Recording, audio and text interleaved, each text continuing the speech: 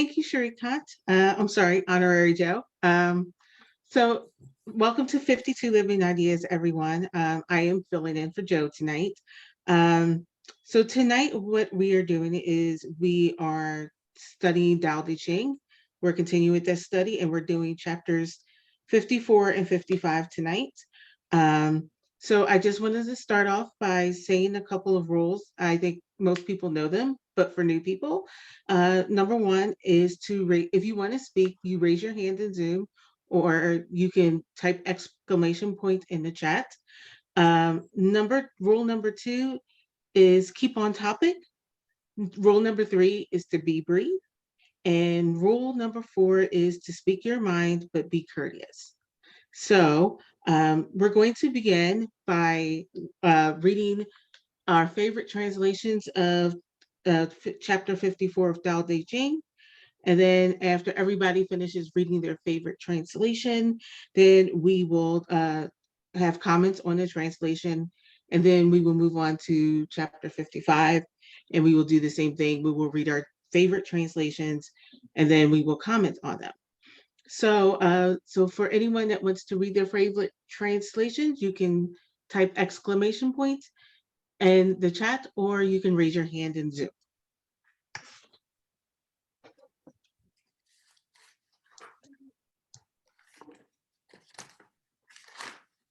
And again, we're going to be reading chapter 54 first.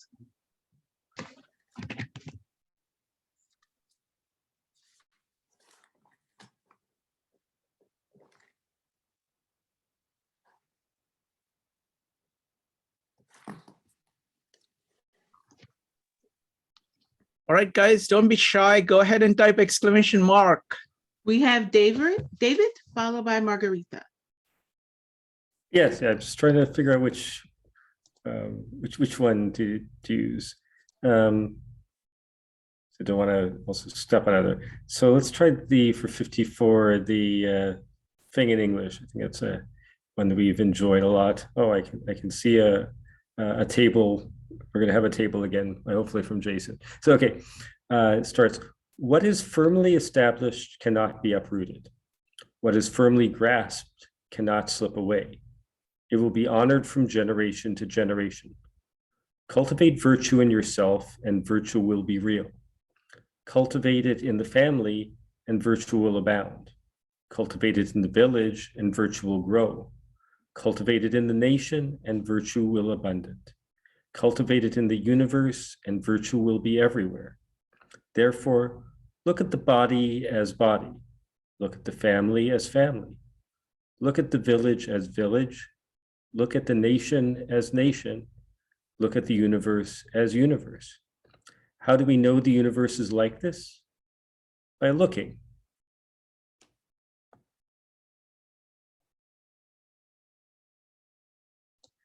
Sorry, I was on mute. Thank you, David. Up next, we have Margarita, followed by Brian. Margarita? Hi. Yes, I'm going to read Bahasa. Pretty much the same with Ursula Le Guin. Yang pandai membangun tak dapat dicabut pula. Anak cucunya bersembahyang pada moyangnya tak ada akhir. Siapa yang dapat menyesuaikan dirinya dengan Dao, maka dirinya akan mencapai kebijakan asli. Setelah ia dapat menyesuaikan seluruh keluarganya dengan Dao, maka kebajikan menjadi semakin besar pula. Setelah ia dapat menyesuaikan seluruh desanya dengan Dao, maka ia akan mencapai kebajikan yang luhur. Setelah ia dapat menyesuaikan dirinya dengan Dao, maka kebajikan menjadi luas tak berbatas. Seseorang yang telah memahami dirinya, maka dapat pula menggunakan pandangan yang jelas terhadap orang lain. Dan setelah ia memahami keluarganya, bisa menjalar ke negeri orang lain hingga akhirnya menjalar untuk kesempurnaan seluruh dunia. Bagaimana kita dapat mengetahui keadaan alam ini? Ialah melalui Dao. Yeah, that's it. Thank you. Thank you, Margarita. Up next, we have Brian. And then after Brian, we have Marco. Okay, this is from Yasuhiko Renku Kimura. What is firmly established within cannot be uprooted.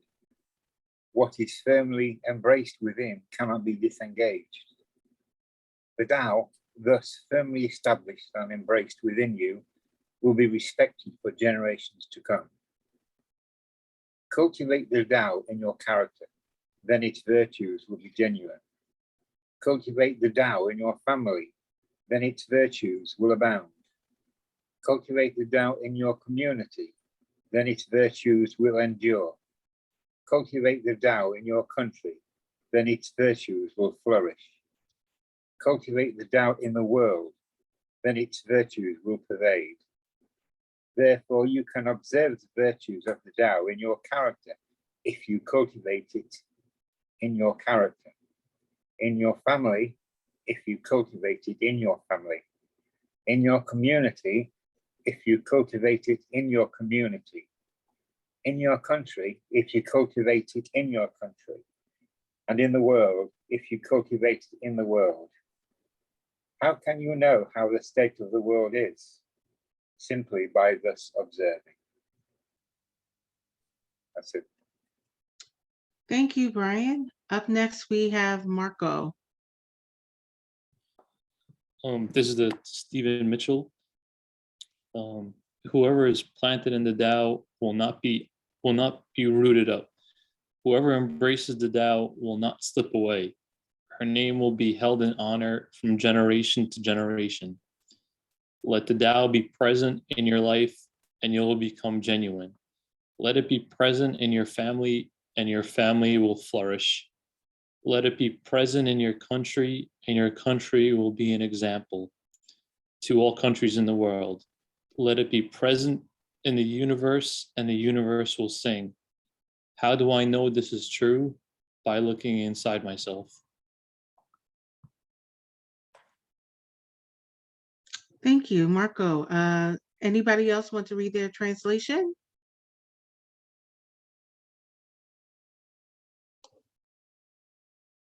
Okay. Allison. I have the Sam Terode one. A tree that is well planned is not easily uprooted. A treasure that is well guarded is not easily taken away. If you pass on the Tao to your children, your family's virtue will endure. The one who practices the Tao shows that virtue is real. The family that practices the Tao shows that virtue is abiding. The township that practices the Tao shows that virtue is enduring. The nation that practices the Tao shows that virtue is expansive. The empire that practices the Tao shows that virtue is universal. One person becomes a model for others, one family for other families, one town for other towns, one nation for other nations, one empire for all empires. Thank you. Anybody else want to read their translation? If not, Jason, do you want to share your screen? Okay, yes. Okay, so let me share my screen.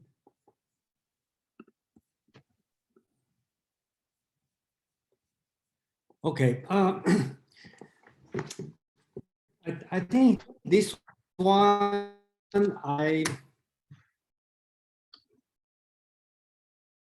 special, very important. So there's a few points I'd like to mention. So please interrupt me if you think it's not clear or you disagree. So since we don't have a big group, so I think that would be fine. You know, I hope Evanik is okay on this. So I'm fine. probably be a little bit long. I hope it's not too long, but you know, I'll try to make it brief. So let me read my translation first. I put it in 3 parts. That's the first part that you see. That's the second part. That's the third part. And the finally, I think everybody do the same translation. How do I understand the situation of the world by means of this? So that's the last part. So let me read the first part. Building something firmly, it won't be uprooted. Hold something tightly, it won't be stripped off. Worship ancestor and your lineage will continue. Okay. So big question, that's question number 1. why they put this one and then continue on talking about the virtue. Okay, so logically they have to connect it. So I think the reason is talking about the virtue is something like you do something and something will happen. Okay, that's the virtue. So if you build something firmly, then the virtue will be the building or something will not be uprooted. Okay, if you hold something tightly, the virtue will be it will not be stripped off. Just like you worship your ancestor, the virtue will be like your lineage will continue, never stop. So that's so obvious. So Lao Tzu is using this one, a simple example tells you like you're doing something well and they have their virtue. So right now he's talking about more political. Okay, so he talked about cultivate it in it. I think it means the virtue. Cultivate it in yourself. It's virtue. Okay, that's third. Okay, its virtue should be genuine. Okay. Cultivate it in your family. Its virtue should be abundant. Cultivate it in your village. Its virtue should be lasting or enduring. Cultivate it in your state. Its virtue should be prosperous. Cultivate in the world. Its virtue should be universal. I think here is important. It shows the logic, okay, from the body, from the family, to the village, to the state, to the entire world, from small to large. I think this one is very typical Chinese style, yeah, okay, from small to big. Okay, so if I make a table here, okay, you will see body, self, okay, family, village, state, and the world. And what kind of virtue you should have. I think that this 5 words is also from small to big. Basically talk about genuine, okay, that's yourself. Then abundant, that's for your family, a little bit big. And village should be, go to the time direction, should be enduring, long lasting. And to the state would be prosperous. To the nation will be prevailing or universal. So you will see when you apply the cultivation to small and the big, and they have the virtue in the big different way. I make another table here. It's compared to Confucius teaching.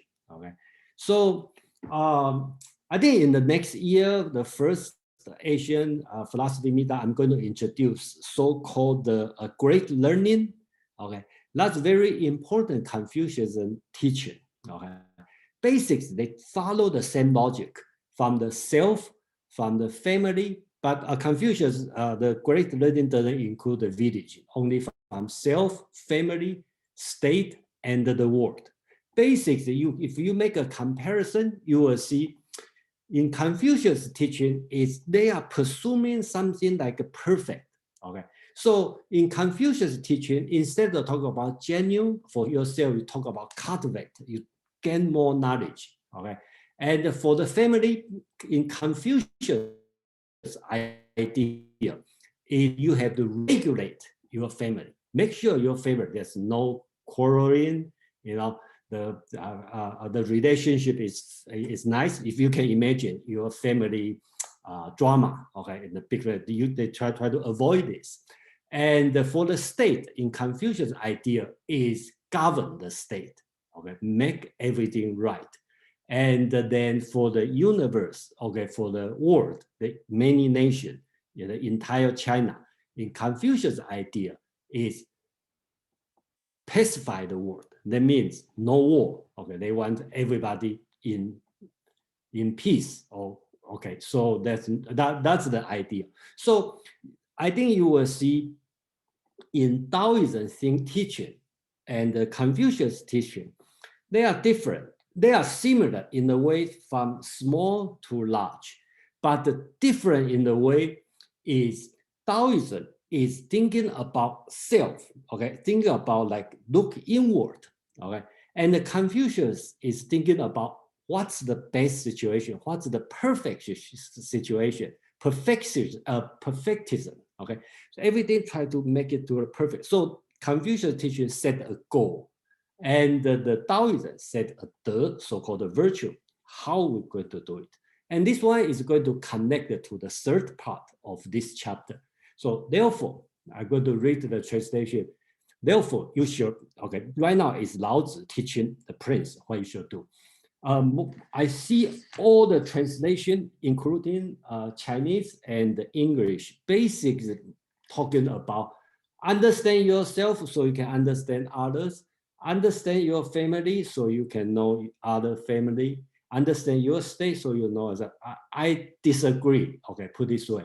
I think that doesn't sound like Taoism teaching. Taoism asks you to look inward, not outward. So I would like to introduce this word so guan. In Chinese, I think this word has been happened. Okay, if you remember in the chapter 52, if you go back to chapter 52, they talk about the close the aperture, okay? Close the gate, okay? Then you will be good. Don't open the door. So basically want everything look inward, okay? So this word guan, okay, I think that means looking inward. So if you look at the Chinese word, that means from self to self, from family to family, from village to village, from state to state, from the world to the world. Basics, they ask you to look at inward.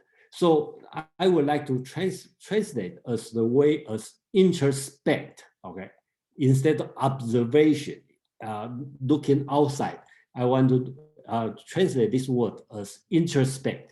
So basically, introspect yourself from the cultivated self. So you cultivate yourself with the de, and you examine, introspect yourself. Okay, that's the way Lao Tzu want everybody to do. So from, again, same thing, from small to large. So introspect yourself from the cultivated self. Introspect your family from the cultivated family. Introspect your village from the cultivated village. Introspect your state from the cultivated state. Introspect the world from the cultivated world. How do I understand the situation of the world? By means of this. So basically, the idea is talking about introspection. So you look inward, you practice, and from small to big. And all the ideas, just like if you want to build something firmly, you will not be uprooted. If you hold something tightly, you will not be stripped off. If you worship your ancestor and your lineage, okay, will continue, never stop. The rule, the reason, there is a common rule. So simple, it's a common rule from small to big, and everything should work fine. So I think that's the whole teaching on this one. And then I think I will stop here, and I'd like to point out the difference I make from a lot. Probably most of translation is I will consider the last section is introspect, not just observation or compare or judge. Okay, that's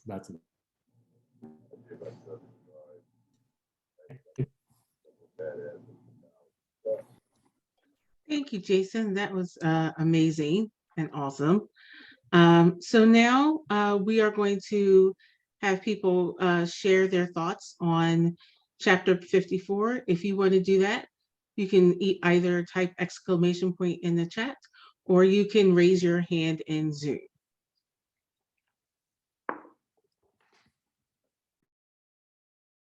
And remember, don't be shy.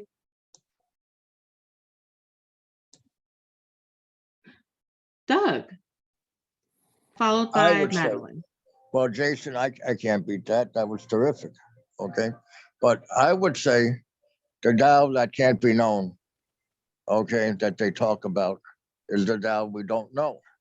So it's almost impossible to, to understand the Tao, okay, because it is without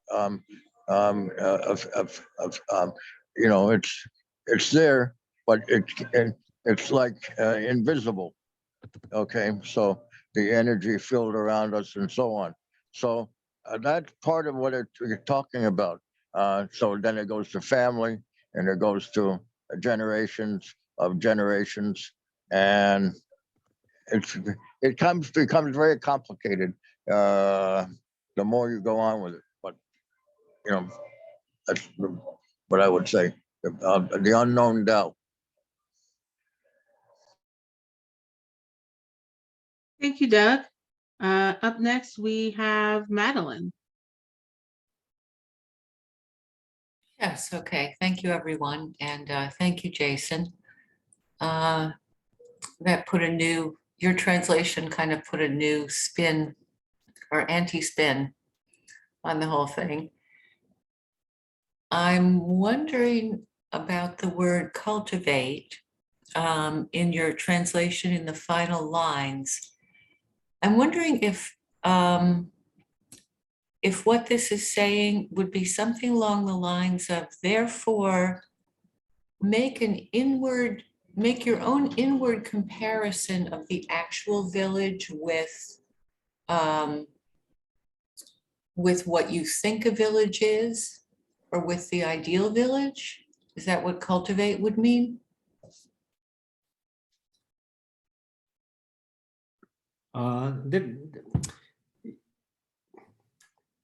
It's a hard question. Okay, and that let me answer your question from the pure linguistic point of view.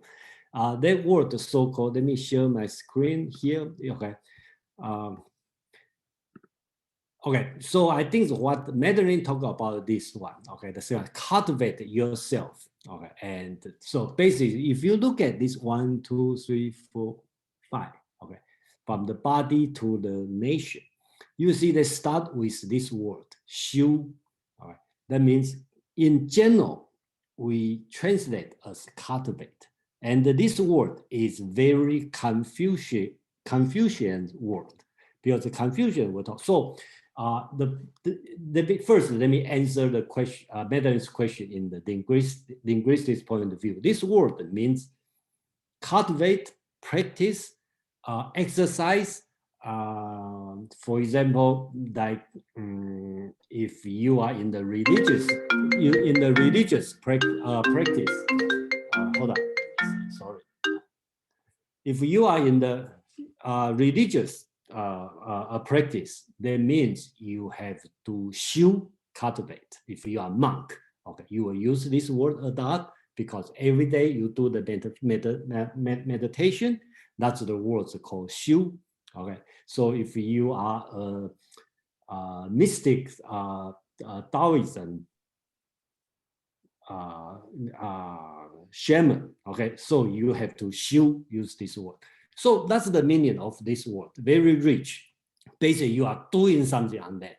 And to answer Madeline's question, is that doing from what the ideal self to what you thought you are? Then I don't know. That's really up to the reader to interpret.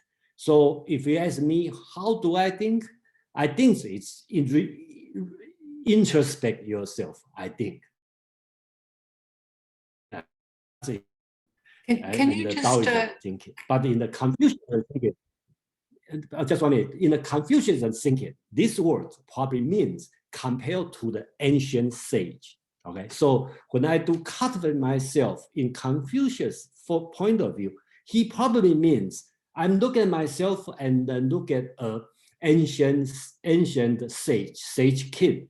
How the ancient sage king behave? I want to compare myself to that ideal ancient sage. So that's probably more a Confucius point of view.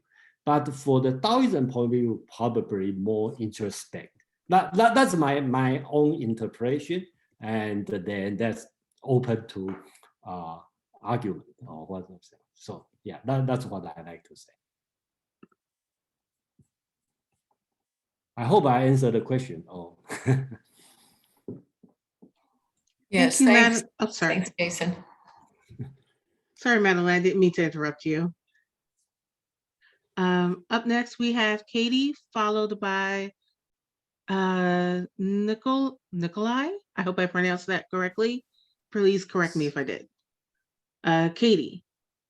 Yeah, I really enjoyed that stanza of the chapter. I think because it's like Jordan Peterson saying, like, if you want to change the world, clean your room, like making sure that your own world is tidy before you worry about how things are over there. So I really enjoyed that chapter. Thank you, Katie. Up next, we have Nikolai. And if Yeah. anybody else, oh, sorry, go ahead. Oh no, yeah, you're saying it right. Thank you for having me. This is a pleasure. I just look at this kind of section as basically kind of pretty much like self-promoting itself, that once you kind of understand what the Tao is, it kind of is saying that it can be applied in larger schemes, that once you understand yourself, it's easier to kind of connect these larger social structures, because all these social structures that we live in the village, in the family, in the world, are really dependent on our own human behavior. And once you kind of get that like locked in, I think this is kind of trying to say that those same principles of virtue that the Tao speaks of can be applied in a larger, grander scheme of things. That's kind of the interpretation I took from this section. Thank you, Nikolai. Up next, I have Marco, followed by Margarita. Marco. For me, I guess it means like sort of like coming back to the Tao, like maybe sort of like throughout the day, and you know, coming back to the source, sort of like reflecting, you know, back to this like whatever the Tao means for each person individually. So like, you know, whether you're with your family, or you know, whether you yeah, so just coming back to the source wherever you are during the day, and sort of whoever you're with, and you know, whatever you're thinking about, I guess. Thank you. Thank you, Marco. Up next, I have Margarita, and followed by Madeline. Margarita. Yeah, I like this verse, this chapter, I mean. Yeah, just like Katie said, it's almost like Jordan Peterson also in the Bible, when treat your neighbors just like you love yourself, you love your neighbor like yourself. So I think I get the idea about developing empathetic view, compassion. Before we see external world, we need to understand how we see the world. So I mean, if you want to change your family, we need to understand how we see our family. So it seems like you don't jump into behavior, but you need to see yourself, how you see these things. It's good, it's like to make you realize how important the introspection, just like Jason said. In Indonesian translation, most of the time, Jason, it's so Confucianized about the influence of Confucianism. You know what I mean? Yeah, it's really heavy. So, but this, I think, it's really blend beautifully. I think it's not just about, you know, you are support, you are encouraged to think broader. So it seems for me there's this like stare. The ideal, if you live in this world, it's not just you understanding yourself, your family, but up until the universe, like the bigger picture. It seems like very utopia, yeah. Can you really make difference in the world? But I guess that's the value that you are kind of expected. And perhaps that could be a part of your bigger plan one day. but it starts by understanding yourself, being compassionate with yourself, and then that will illuminate like bigger and making bigger effects. And hopefully, we can make impacts in the universe.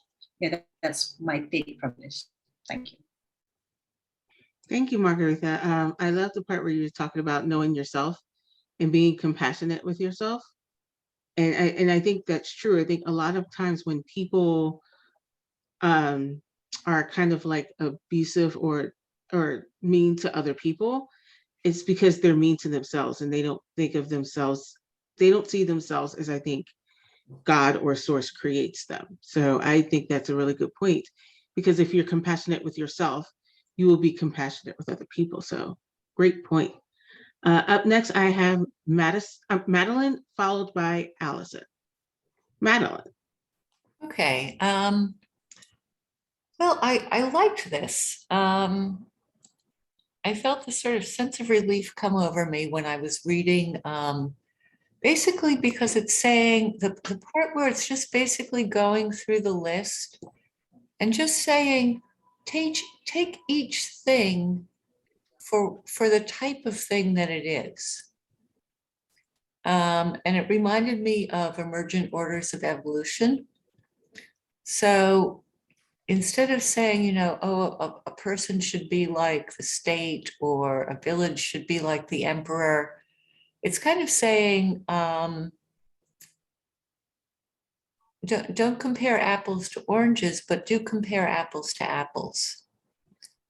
And you may look to the ancient sages for the ideal apples and oranges inside of you, and compare the outer apples and oranges.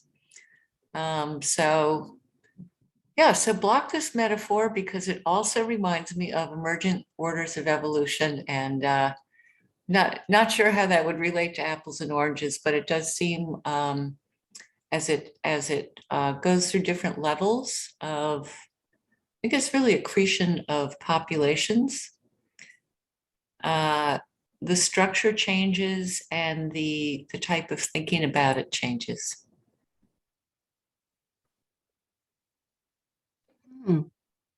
Thank you, Madeline. That just gave me a lot to think about. Up next, I have Allison, and anyone else who wants to speak on this chapter, you can either type exclamation point in the chat, or you can raise your hand in Zoom. Allison, you're next. It makes me think about when you're a parent or a teacher, either one, how it's not, you have to model the correct behavior if you want to see the right behavior in the children. And just in general, what people say is not as important as what they do, because some people talk a lot about ethics and being kind. You know, they talk a great game, but they don't actually live that. So I think that this is really about, you know, when you're practicing the Tao, you're showing the virtue is real. It's about your actions. And that's really the true measure, is the actions, how you treat others, rather than, you know, you can give the best speeches in the world, but if the actions don't align with it, that they mean nothing. Thank you. I think that's a good point. Yeah, I think your actions reflect who you are, more so than the words that you say. I totally agree with that. So does anybody else want to speak on chapter 54? Jason, did you want to say something? I just noticed you came up on my screen. Yeah, I think that this one, I would say it's not a challenging chapter, okay, but I just like to do one more time, re-emphasize the logic here is from self to large. I think that's very oriental or Chinese concept, okay, from small to big, okay, instead of from jumping to the big. That's why I think Katie talked about the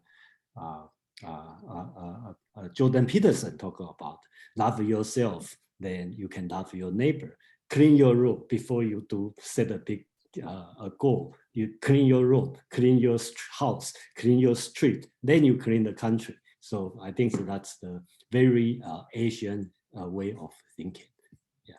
That's I like to mention. Yeah. And just if you can think about a little bit different, is compare the Taoism thinking with the Confucius thinking. Okay, that's a different. Okay, Taoism thinking more introspect, Confucius thinking more like look at the example, what's the best, and going this way. So I think that's interesting in this chapter. Thank you. Up next, we have Elena. All right. Good evening. And could you hear me well? Yes. Okay, terrific. I'm actually in Jamaica, so it's very interesting. Oh, fun. And yeah, it is fun. And so yeah, I'm broadcasting from Jamaica. So what I'd like to say, if just bring up as a question or comment, I did come across in chapter 54 across the word sacrifice. So the family has to do sacrifice, and just in multiple translations I've seen that, and carry on the sacrifice. So how does it resonate with anyone? And Jason, perhaps, because he had done just amazing translation. I really loved his particular version. It's kind of goes, I think it summarizes everyone else's interpretations in my eyes, and say so. I really like. I would give Jason 5 stars for this one. And going back to sacrifice, word that the family has to do sacrifice, and everyone involved will do the sacrifice. So what does that? How does it reflect with everyone? Thank you. Let me respond to Alina's about sacrifice. And I saw some translation use the sacrifice. I think it's misleading. So I like to point out here. Okay. So that's on the first 3 stanza. Okay. Build something firmly, it won't be uprooted. Hold something tightly, it won't be stripped off. Worship ancestor, and your lineage will continue. So I translate these 2 words, 祭祀, okay? You can translate as sacrifice, okay? But I think the real meaning means worship. So it's very close. February 1st is the Chinese New Year, okay? Usually we will do something called 祭祀, okay? That means you worship your ancestor by sacrifice the chicken, pork, and the fish. Okay, that's the way we are doing. So depending on how you're going to translate. If you translate as sacrifice, okay, so the whole tone looks different. Okay, if you follow by, okay, I sacrifice for my lineage, my ancestor, then you have to sacrifice yourself for your family, sacrifice family. So I think the change the tone totally different. So I personally, and by looking at this part, so I would disagree. I would not like to use words sacrifice here. I will choose worship. It sounds more meaningful. It is, consistent. Yeah, that's my opinion. Yeah, thank you. I hope I answered the question, Adina. Yeah. Thank you, Jason. That was really that really did clarify it for me. I just thought that was amazing, of worshiping your ancestors. I know a lot of cultures do that. So I love that. Up next, we have Margarita. Yeah, I think I agree with Elena. I also love that. I find interesting that part. In Bahasa, it's also worship, sembahyang, that's meant like worship. Actually, it's not only from Chinese Taoism. I think I can see that also in my culture. I remember during my childhood, in festive day, my family will cook meal, and they will separate that with our meal. They put it on the table and they say, leave it there because your ancestor, your grandfather, grandmother will eat it. So, they will keep it for a few hours, and then after that they can eat it. But eventually we will eat it, but somehow they will eat it first, they say. So I think that's a good thing in terms of my identity, I remember that I am coming from this land, having this certain value that have people live there for centuries, and they have this culture. And I still remember that practice, even though I don't do it now. I pray, but yeah, that still holds into my head that I have ancestor. I think, yeah, that's part I can understand, maybe because of my, yeah, that's from my story. Thank you. Thank you for sharing that, Margarita. Does anybody else want to share on 54? If not, then we will go to chapter 55 next. So if anyone wants to share their favorite translation of chapter 55, you can type exclamation, sorry, I keep messing that up. Type exclamation mark in the chat, or you can raise your hand in Zoom.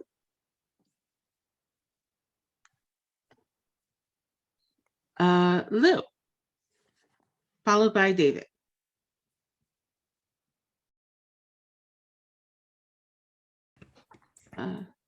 Yeah.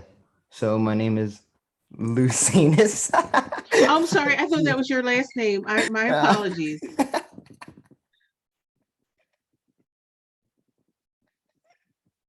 Lou? Oh, sorry, guys.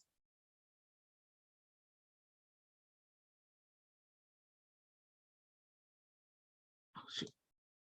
He left. Sorry, guys, about that. David, you're up. Yeah, thanks, Evanique. So I'll do the thing in English translation again. He who is filled with virtue is like a newborn child. Wasps and serpents will not sting him. He will not be attacked by birds of prey. His bones are soft, his muscles weak, but his grip is firm. He has not experienced the union of man and woman, but is whole. His manhood is strong. He screams all day without becoming hoarse. This is perfect harmony. Knowing harmony is constancy. Knowing constancy is enlightenment. It is not wise to rush about. Controlling the breath causes strain. If too much energy is used, exhaustion follows. This is not the way of Tao. Whatever is contrary to Tao will not last long. Thank you. Thank you, David. Does anybody else? Oh, Katie, followed by Margarita. Okay, I'm going to read from the Stephen Mitchell. He who is in harmony with the Tao is like a newborn child. Its bones are soft, its muscles are weak, but its grip is powerful. It doesn't know about the union of male and female, yet its penis can stand erect, so intense is its vital power. It could scream its head off all day, yet it never becomes hoarse, so complete is its harmony. The master's power is like this. He lets all things come and go effortlessly without desire. He never expects results, thus he is never disappointed. He is never disappointed, thus his spirit never grows old. Thank you, Katie. Up next, we have Margarita.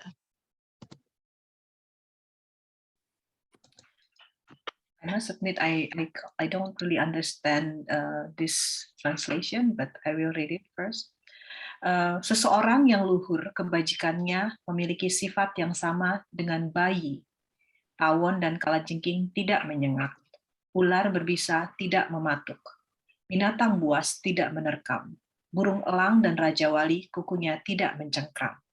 Walaupun tulangnya masih lembek dan uratnya masih lemah, tapi cengkramannya kuat. Walau belum mengetahui tergabungnya sifat jantan dan betina, tapi tubuhnya telah lengkap. Inilah pemberian alam yang sempurna. Sepanjang hari menangis, tapi tidak serak. Inilah keselarasan yang sempurna. Mengenal keselarasan dapat dikatakan langgeng. Mengenal kelanggengan dapat dikatakan bijaksana. Hidup berguna dapat dikatakan bahagia.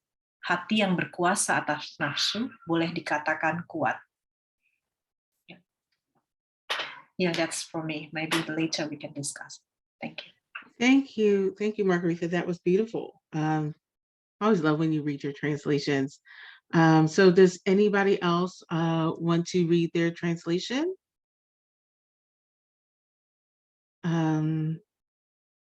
If not, I can read mine. So mine is from God as Nature Sees God, a Christian reading.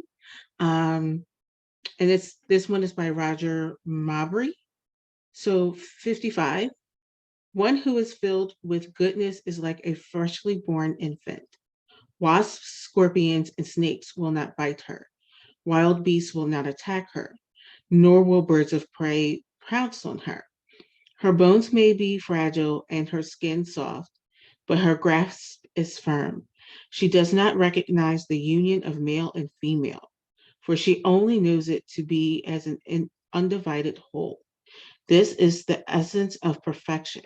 She can howl all day and not get hoarse. This is perfect harmony. Knowing harmony is faithfulness. Knowing faithfulness is salvation. Trying to extend one's lifespan is dangerous and unnatural. To manipulate one's energy with the mind is a powerful thing, but whoever possesses such strength invariably grows old and withers. This is not the way of the Tao. All those who do not follow the Tao will come to an early end. Up next, I have Brian, followed by Shrikant.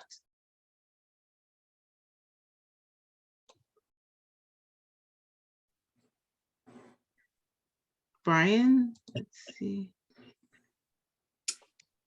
Okay, this is again by Yasuhiko Denku Kimura.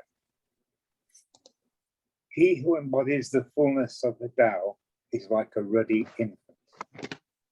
No poisonous wasps will sting him, no fierce beasts will seize him, no rapacious birds will maul him. His bones are tender and muscles soft, yet his grip is tight. He knows not of the union of male and female, yet, filled with vitality, his manhood becomes vigorously erect. He can howl all day without becoming hoarse, because he is the embodiment of perfect balance. To know balance is to know the eternal. To know the eternal is to be illumined. To overprotect life is to invite sure disaster. To overuse the mind is to invite lopsided strength. To overdevelop a thing is to invite early decay. All are out of balance and thus contrary to the Tao. Being contrary to the Tao, things will soon cease to be. Thank you, Brian. Shrikant, you're up next. Thanks, Evelyn. I was planning to read the Ursula Le Guin's translation, but I think Yasuhiko's translation does a fantastic job. Ursula Le Guin has a short note at the end. I want to read just that out. Is that okay? Yeah. Thank you. As a model for the Taoist, the baby is in many ways ideal, totally unaltruistic, not interested in politics, business, or proprieties, weak, soft, and able to scream placidly for hours without wearing itself out. Its parents are another matter. The baby's unawareness of poisonous insects and carnivorous beasts means that such dangers simply do not exist for it. Again, its parents are in a different case. As a metaphor for the Tao, the baby embodies the eternal beginnings, the ever-springing source. We come trailing clouds of glory, Wordsworth says. And Hopkins, there lives the dearest freshness, deep down things. No Peter Panish refusal to grow up is involved here. No hunt for the fountain of youth. What is eternal is forever young, never grows old. But we are not eternal. It is in this sense that I understand how the natural, inevitable cycle of youth, growth, mature vigor, age, and decay can be not the way. The way is more than a cycle of any individual life. We rise, flourish, fail. The way never fails. We are waves. It is the sea. Thank you. Thank you, Shrikant. That was beautiful. Does anybody else want to read their translation of chapter 55? If so, you can type exclamation point in the chat, or you can raise your hand in Zoom. If not, then Jason, you're ready for your translation? Okay, yes, just 1 minute. Okay, 55. I think that's idea is just like what Sharon can read.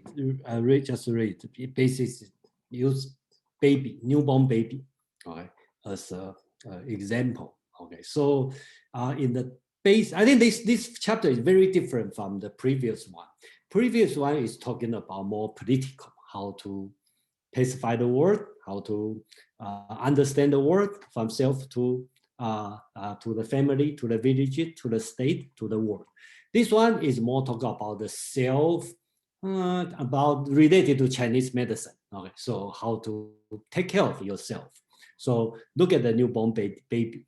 In Taoism idea is when you were born, you full of the virality, okay, energy, everything is perfect.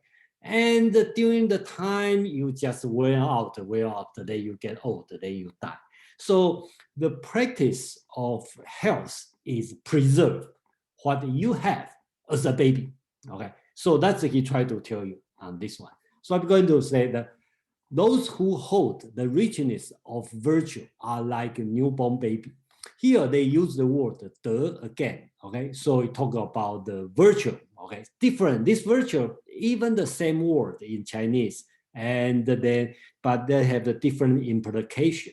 The virtue in the previous chapter is talking about the virtue of more political side, how to deal with your family, village, state, and the world. Here, the virtue is talking about your, let's say in the modern world, your health. Okay, yeah, that's your virtue. It's nothing more on the medical side, okay, and your healthy side. So first, this these three stanzas would be very interesting. Talk about poisonous insects. Okay, do not sting them, the baby. Okay, the ferocious beast, do not grab them. Okay, I try to translate the word by word. Birds of prey, do not attack them. Okay, why? I think, okay, my opinion is Taoism, we all know that's not true. Okay, the beast will eat the baby easily. Okay, the birds of prey will just grab the baby easily. Okay, why they say that? I think that's in the culture of Taoism or Southern Chinese, kind of like a tall tale. Okay, if you read Zhuangzi, another Taoist writing, you will see he talk about the huge birds, you know, each time he fly for how long and some, you know, all kind of crazy thing. I think that's a tradition of the tall tale. Okay, they tell some fantasy thing or something to prove their point. So that's really up to you how you're going to read this one. But I translate word by word, but my feeling is this one is a tall tale. Okay, just tell you, you know, just try to make his point, how good of a newborn baby. But next three is interesting, and which I believe is true. They talk about the baby. Their bones are weak, their tendons are soft, but their grips are firm. If you have a baby, okay, you know that's true, right? They still hold, okay, tightly. Okay, if you have a baby, you know. Second one, they know nothing about the sexual intercourse, but the little penis are erect. Okay, so which is also true. I will talk about male. Okay, so if you have a little baby boy, you know that they have erection. Okay, without, for sure they don't think about something else, but you know they have erection. That's also true. Okay. Then he talked about the reason. This is because they are in the state of optimal virility. If you look at your translation, okay, that's an interesting word. Jing, okay. If you look at your translation, I believe most translation translate as essence, okay. But I would like to translate as a virility, okay. Because if you talk about this word is means essence, that's true.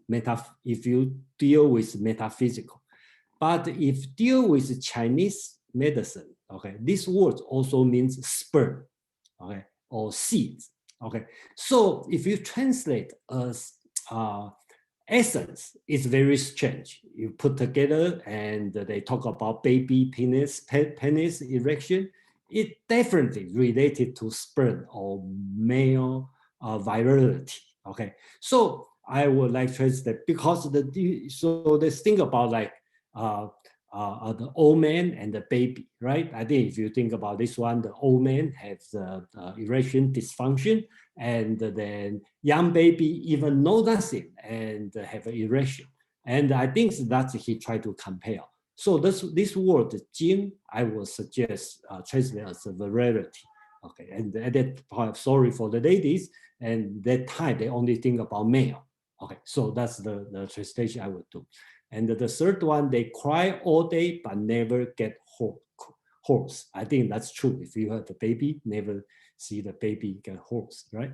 So this is because they are in the state of optimal harmony. So two key words, right? So talk about the virility and talk about harmony. That's all very important in the Chinese medicine, right? Okay, so the last few sentences will be, I think it's a little bit controversial. So let me read my translation. Knowing what is harmonious is to follow the unchanging law. That's the Chang we see like many times. Okay, they all try to, Taoist teaching, all try to teach the unchanging law. Knowing the unchanging law is to be enlightened. Okay, so I think most of translations doing the same thing. But last two, I find out a challenge. That's my translation.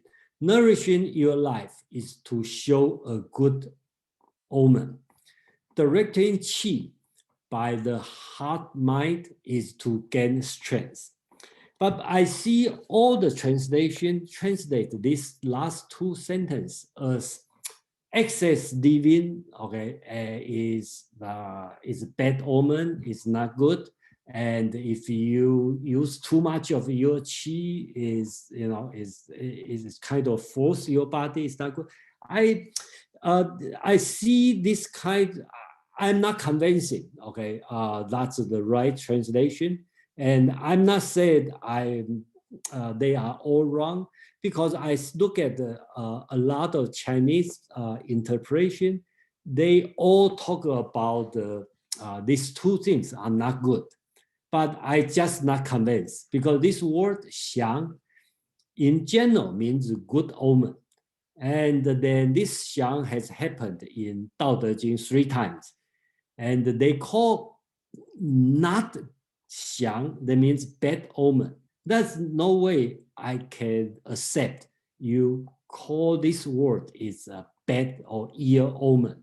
So I'm not convinced these two are, and the plus, I think this 4 stanza is teaching you what's the right thing to do. So I just not convinced, you need the translation, including English translation and the Chinese interpreter. So I just want to make a point, because I'm very different than most of the people see this way. I just have to say I'm not convinced. So I think because the whole thing, you talk about virality, which is Jing, then talk about qi, right? Direct your qi through your heart mind is to gain strength. I think that's all talk about the baby, the good thing of baby. And then you talk about the getting old. Okay, so that which too robust, age fast. So the last one is talking about something bad. If you don't keep like baby, you got the robust, which is not what baby is doing. It does not follow the Dao. And without the Dao, it come to an end, an early end.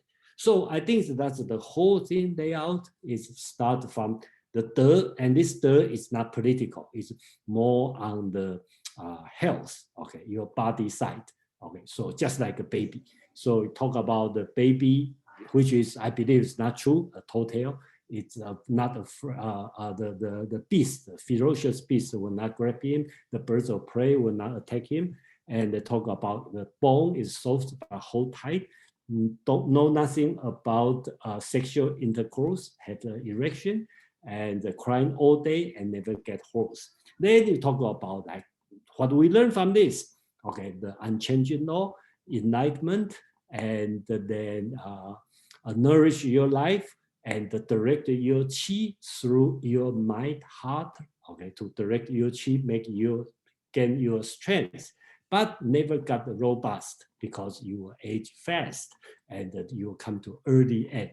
I think that's the whole thing, you know, this chapter try to teach you. Yeah, that's it. Thank you. Thank you, Jason. That was really great as usual. It's so much to think about. So thank you for that.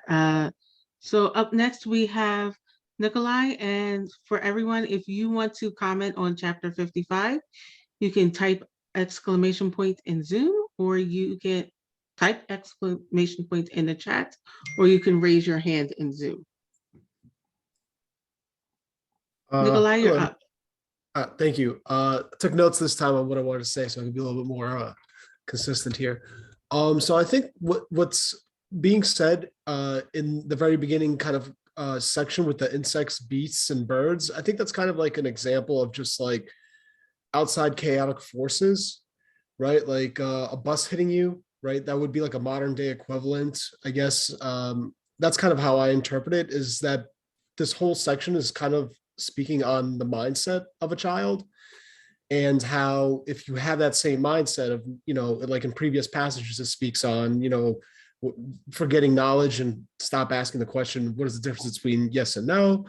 It's sort of having this kind of infant mindset. And the section where it goes over the actual physicality of the child, I think that that's kind of like speaks more so on how the child accomplishes these things that we older people chase after. You know, his bones are soft and his muscles are weak, but his grip is firm.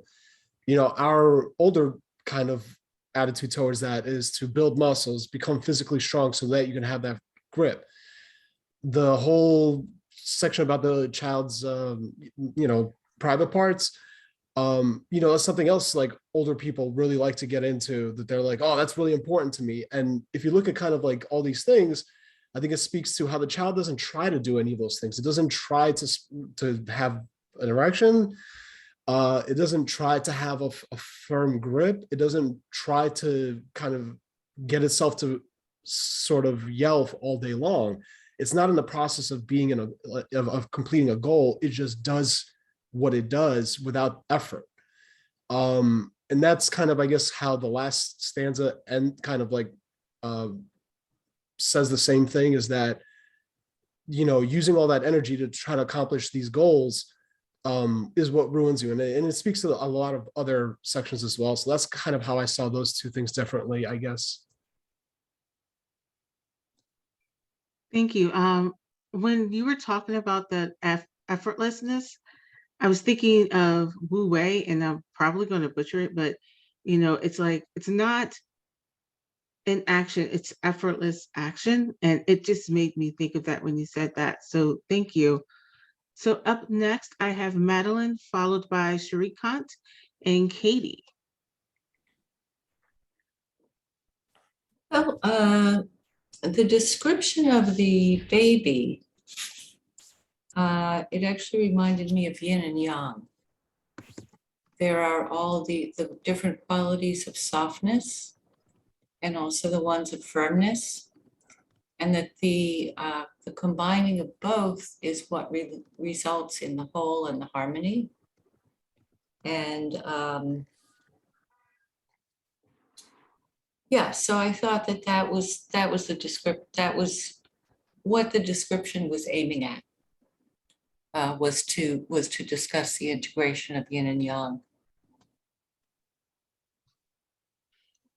Thank you, Madeline. Up next, it's Sheree Cox, followed by Katie. I really like this this verse. This comparison with the child, newborn child, I think is fantastic. It is like another one that I think of is be like water. It's very similar. It's saying that, you know, the newborn child is focused on its own life force and is acting naturally from it. It has not developed or learned too many bad things, so it flows naturally. And that is the ideal of the Tao, of saying, understand how nature works and work in accordance with it. You know, be like water, be like a newborn child. So I think it's a very beautiful way of capturing, and you can see children, you know, you can see the power, the grace, the beauty, the ease with which they do things, the way they bounce back from when they fall, and you can see it on all, you know, there is this tremendous grace in their natural movement. And I think it's a fantastic example of the ideal that Taoist is trying to reach. Thank you, Shrikant. That was beautiful. Like observing babies, you do notice that they don't even care. They're just doing what they think about. They think about it, or, you know, maybe they don't even think about it. I don't know, but they just do it. It's just, you know, they're just really free flowing with that. So I love that. Up next, we have Katie. And if anybody else wants to speak, they can either type exclamation point in the chat or raise their hand in Zoom. Katie, you're up. Yeah, my comment towards the baby, as I just remember my neighbors saying, like, babies are so innocent, which I think is true. And then the second part would be just the recurring theme of not of going with the flow. I was going to kind of say what Shrikant was saying about water and rolling a ball down a hill, not rolling a ball up a hill.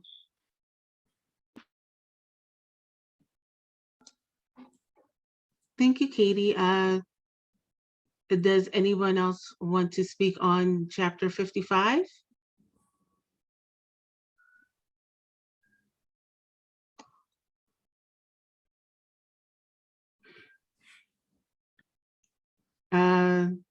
Don't be shy. Marco, followed by Madeline. Yeah, definitely, like I sort of, you know, like the an adult is like maybe strong, and sort of like I see it as like this duality where, you know, an adult is like strong and, you know, nothing can break him, but a baby is like weak and vulnerable. So, you know, I guess sort of like the, you know, like I forget who it was, sort of like this balance and this union of sort of like, you know, this innocence and you know, like bringing them together and creating a balance.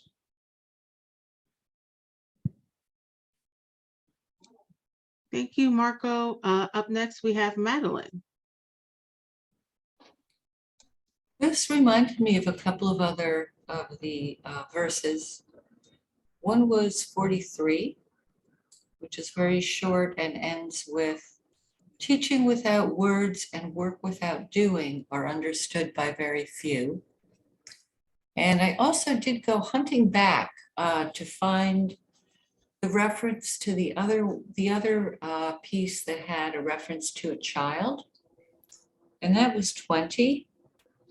And we had quite a long discussion about it, I believe, but it was like a newborn babe before it learns to smile.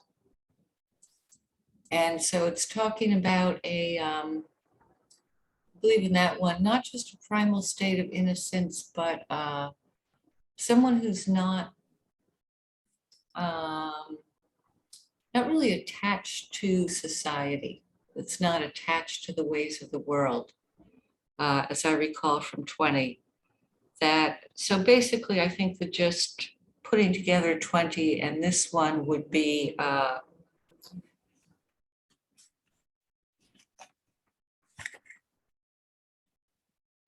the not rushing about, the not expending all the energy of the intelligence that lives inside your heart. Don't expend that upon the world in a kind of foolish, young-like way.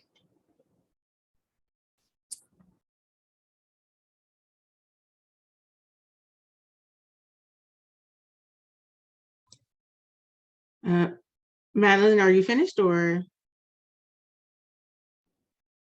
Yes, I am. Sorry, I ended it as on a questioning note. Hadn't really meant to do that. Okay, I just wanted to make sure I didn't jump in on you. Up next, I have Allison. It reminded me, the last part of it reminded me of both The Old Man and the Sea and Don Quixote, because you have these older men who are trying to hang on to the youth that they no longer have. So the first part is all about youth. And then I feel like the last part, sort of trying to have that when you just can't, it's over, it's done. It's a new phase of life. Yeah. Thank you, Allison. Up next, we have David. Yes. Thanks, Ebony. Yeah, I mean, but as we discussed a number of times, and interested for Jason's comment about how this relates to the princely class. I mean, again, that this is thought about as being an instruction to the princes to the kingdom. I mean, so I'm trying to fathom whether this is discussing about newborns and age and working with the Tao in terms of the age of the kingdom itself, that I mean, a young kingdom versus an old kingdom, or young prince versus old prince. I mean, or even as we've discussed in other nights about other aspects of philosophy, Sumerian philosophy, of the young and the old vision of the the old king's knowledge and experience versus the young king's vision, bringing in new knowledge, going on a quest. So I'm just curious. There are many ways that one could. It's a very, in some ways, sort of open-ended passage. I'm just curious what in a Chinese historical perspective, what sort of information or what was intended to be communicated to the to this aristocratic recipient.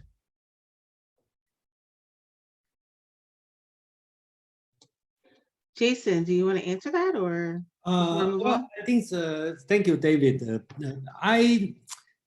That's just repeated myself. I don't overthink this chapter has a different meaning.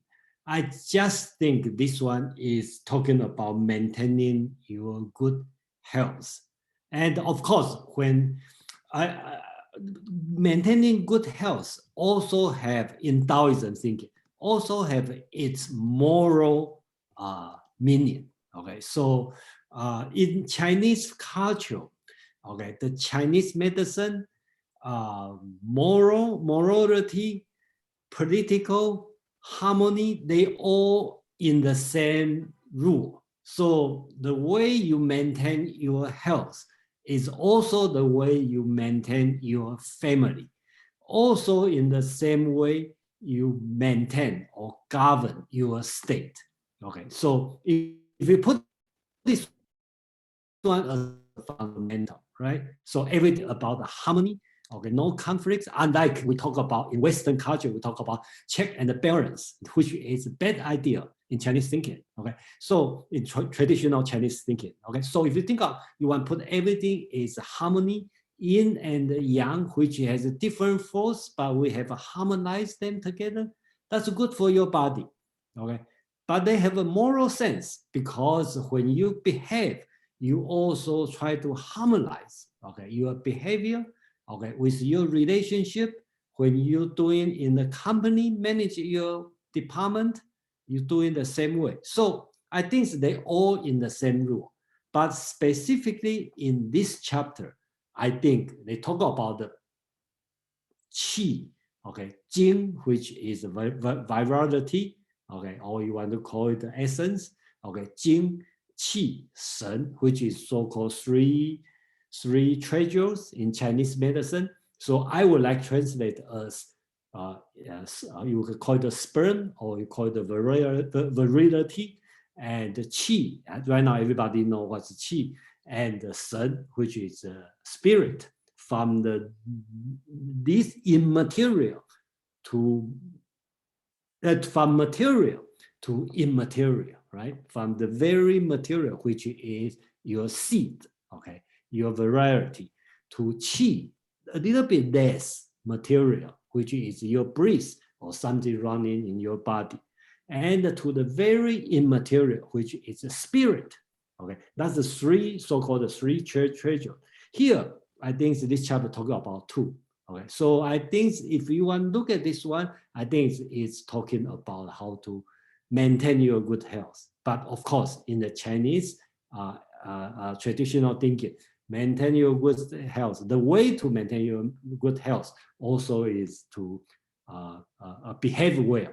Okay, moral sense. Also, in the political sense, govern your state orderly. I think that would be my answer. Yeah. Thank you, Jason. Up next, I have Dave from Tacoma, Margarita, and Shrikant, followed by Madeline. Oh, sorry, Madeline's withdrawing. So, Dave. Yeah, thanks, Evanique. The one thing I see missing, talking about the baby being very vulnerable to these, birds and snakes, etc. To me, I think what's inferred that if they was out in the environment, there certainly would be, but they're protected by their parents. But I would think there should be some kind of a parallel to the person's development. I think that's one thing I'm not seeing anyway. Is there anyone else that sees that kind of, the other poem talked about ancestors and, but anyway, thank you. Yeah.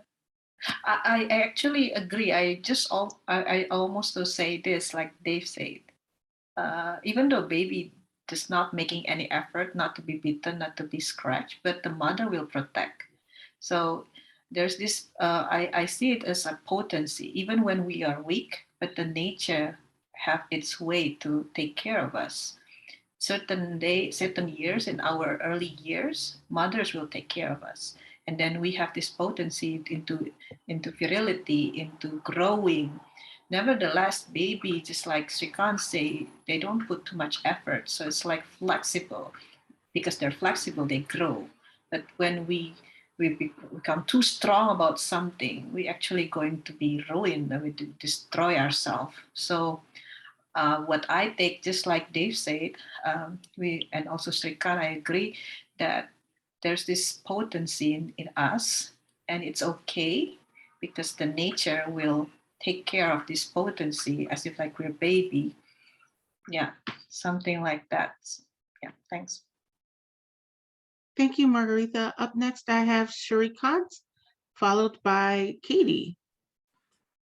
So I want to follow up on this theme of the child as being the ideal in Taoism and relate to David's question as well.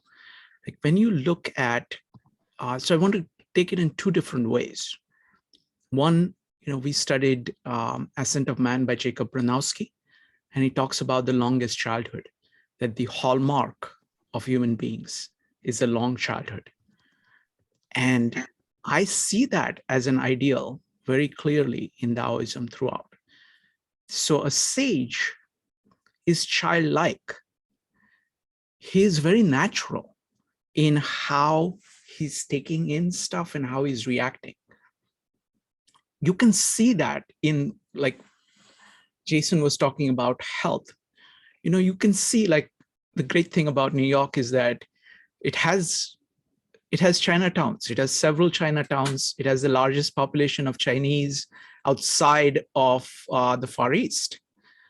And you see all these old Chinese people doing their Tai Chi in parks.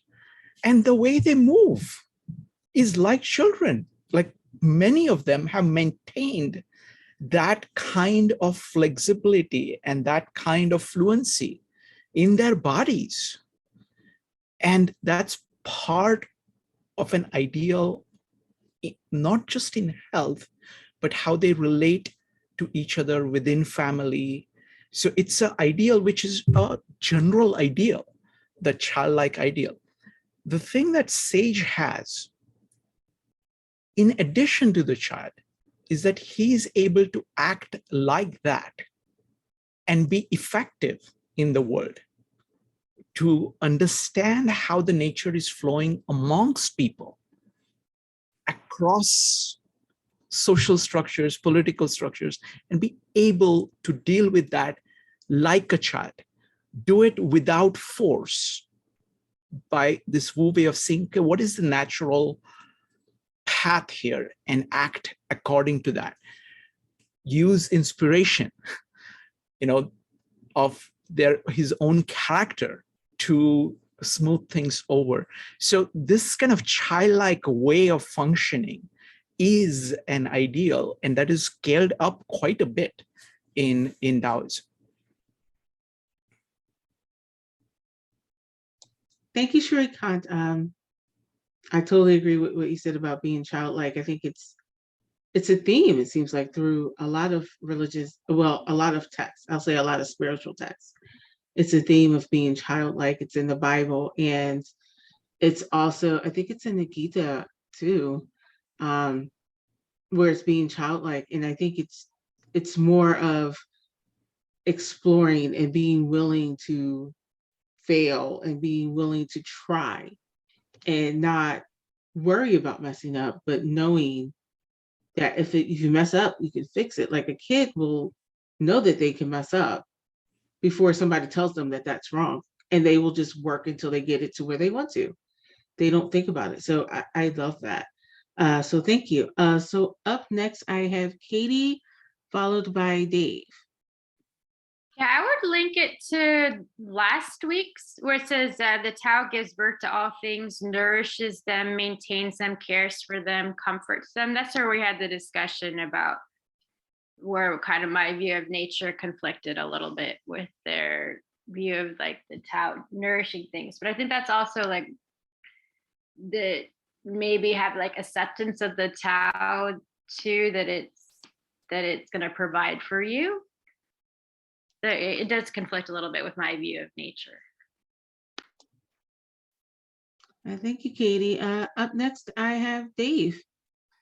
Yeah, just I want to pull out one metaphor about the infinite. It surprised me the first time I counted my finger in his palm, and he grabbed it. And I think we all know that's a reflex. So I think maybe part of this is that the sage is very childlike, weak, pliable, innocent, but when he sees something important, he grabs it. Is that worth thinking about? Thank you. Yeah, absolutely. Children just go for it. You know, they don't think about anything else. They, you know, we as adults have to teach them, you know, like when grabbing is okay, and then when grabbing is not okay, and not everything is yours. Like, not everything is yours to possess. So yeah, they just go for it. Like, that's a good quality, but it's a quality that I think needs to be tempered, I think. Or that's the part where I think you have to really think, like going back to 54, where it talks about you think about yourself first and you cultivate yourself, then you think about your family. So I think that has to be taught, like people have to think about other people in their community. So yeah. So up next, I have Nikolai. Yeah, I think that I think to kind of like reference a previous passage, I can't recall, I was actually just looking for it right now. It says, I think when action is from virtue, everything falls in its own perfect place. I don't know if one of the translations is listed, but I think it just that the point that was just recently made about how a child grabs at something and just goes for it.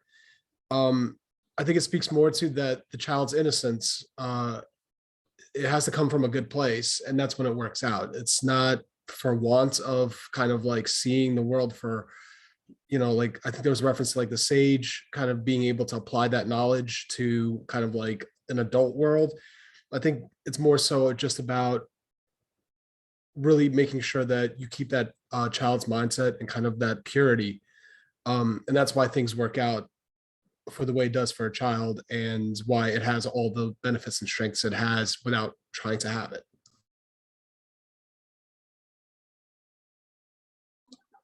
Sorry.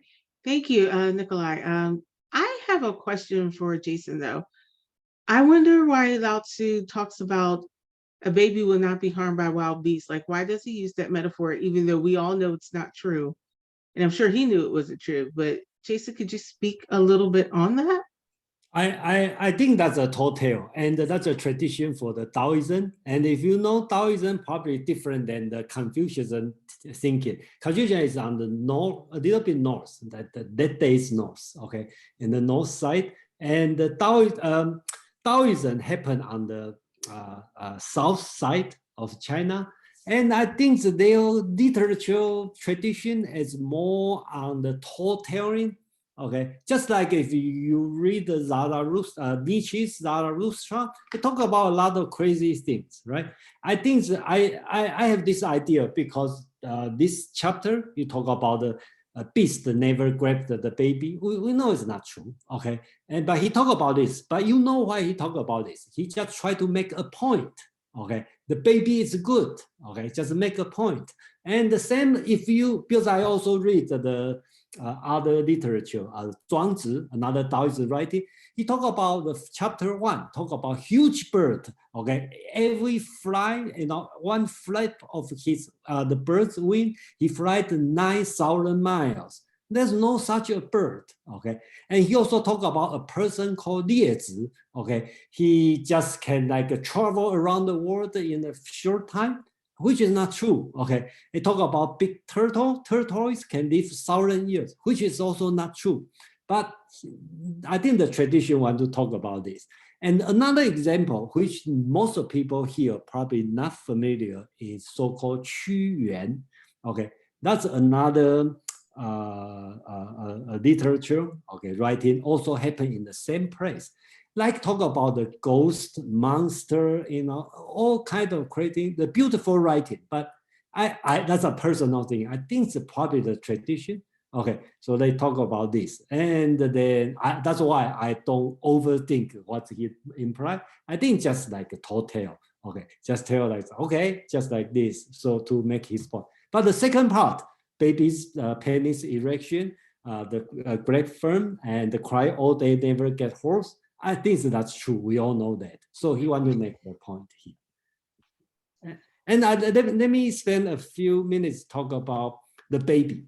Okay, baby is important. And when Madeline talk about the chapter 20, okay, yeah, and actually they have the 3 chapters talk about baby. If you can look back, we all read about this. In chapter 10, he talk about qi. Okay, you should focus on your qi. Okay, and the Lao Tzu asks you, when you focus on your qi, can you do it like a baby? So his assumption is baby have full of qi on that. And the chapter 20, that's Lao Tzu is reflection, okay, kind of like he's retiring, leave the war, the political war. He want to go back to his mother. He said, I want to be like a baby, haven't spoke yet. Okay, so that's his word on the chapter 20. On chapter 28, now to talk about the, okay, you have unchanging the, okay, keep hold your unchanging like the baby. So he talked about at this chapter 5, talk about the health, talk about the qi, and talk about the harmony, talk about the variety, just like a baby. Okay, so I think they focus a lot on the baby. If you compare to Confucius teaching, probably not much about baby. Baby just a starting point. You have to grow. Okay, but in Taoism thinking, you probably not. He probably doesn't want you to grow. He just wants you to preserve what you have, which the best is the baby. So I think that's a different concept if you want to compare Taoism and Confucianism. Okay, so that's the difference here. Yeah. Thank you for that explanation. That really brought home like why he's using the baby. So I'm gonna stop talking and because Margarita is up next, followed by Shrikant.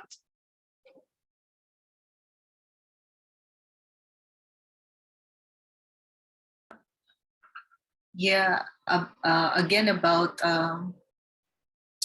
just what I want to make response to Dave about how come we cannot be like, I mean, it's so natural for baby to grasp anything out of his intention, but not us, because we all already conditioned to think about the consequences.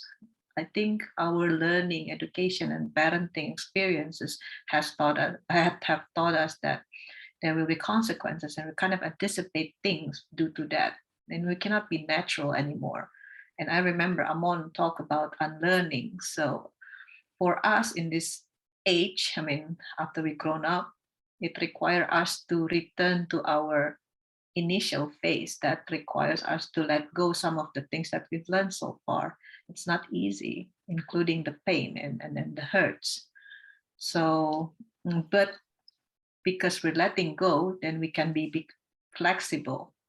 So we can try to let the universe, the nature, the mother to take care of us as if like we're a baby. And I think in 50 or 51, yeah, you also said something about she, remember Jason, that celestial buffalo that can hit people. Yeah, that's so similar that the wise man could not be hurt by any beast, including like this baby could not be hurt because the nature, the mother nature take care of it. The universe had its law to take care of us, and it's mystery. Yeah, thank you. Thank you, Margarita. Up next, I have Shrikant, Wendy, and Madeline. Jason, thank you for bringing up this 10, 20, and 28. So I want to read out just one stanza each from 10, 20, 28, and then connect it with one. This is Ursula Linguist's translation I'm reading, just one paragraph each. Can you keep your soul in its body, hold fast to the one, and so learn to be whole? Can you center your energy, be soft, tender, and so learn to be a baby? From number 20. Everybody is cheerful, cheerful as if at a party or climbing a tower in springtime. And here I sit, unmoved, clueless, like a child, a baby too young to smile. Number 28. Knowing glory and staying modest, be the valley of the world.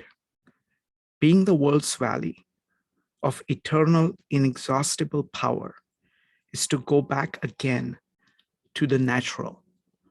The theme that I see in Taoism versus Confucianism is nature versus culture. Taoism is all about going back to nature, therefore going back to the child. As number 1 says, Tao that can be told is not the eternal Tao. The name that can be named is not the eternal name. The unnameable is the eternally real. Naming is the origin of 10,000 things. So the culture produces, as we grow, we accumulate names, we accumulate cultures, we build up habits. Many of those things are not the real Tao. Most of those things are not the real Tao. And in the process, the expression of our spirit, expression of the Tao in us, which is natural in a child, is impeded by these cultural artifacts, the names, the habits that we pick, and we stop being like a child.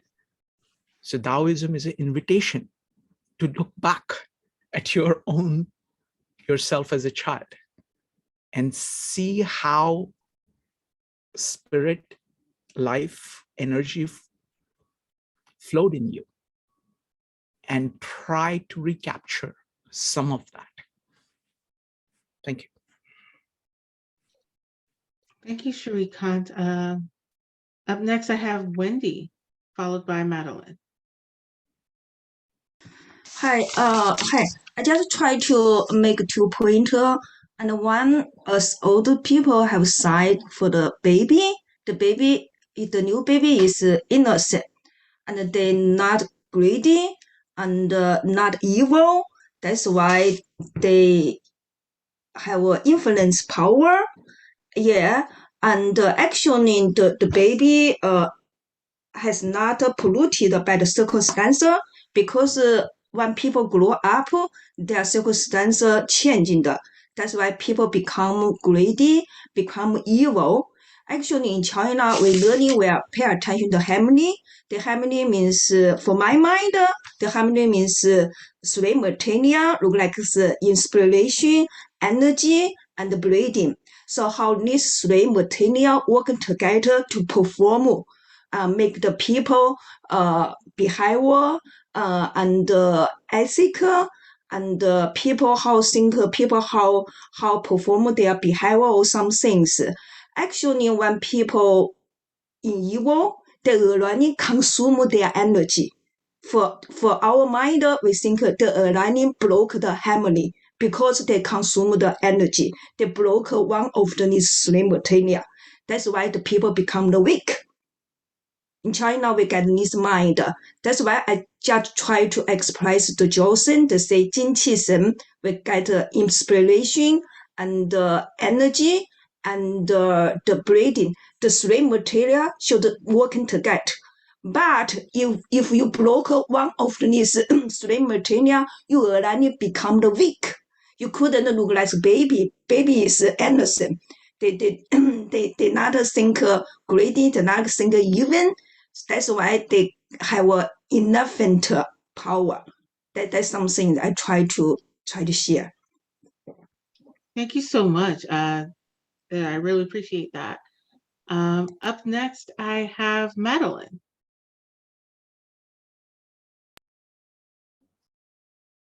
Okay, 2 things. One is when Jason was talking about this being the care of the body, and therefore also the chi, and that everything unfolds out from there into the world.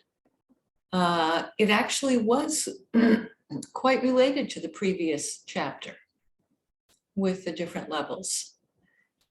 And I was wondering, Jason, if you could put your translation back up on the screen. I'm looking at the last section. I have the translation by Jiafu Feng and Jane English, which is the same one that David Edelson read from. Okay, let's see. So the next,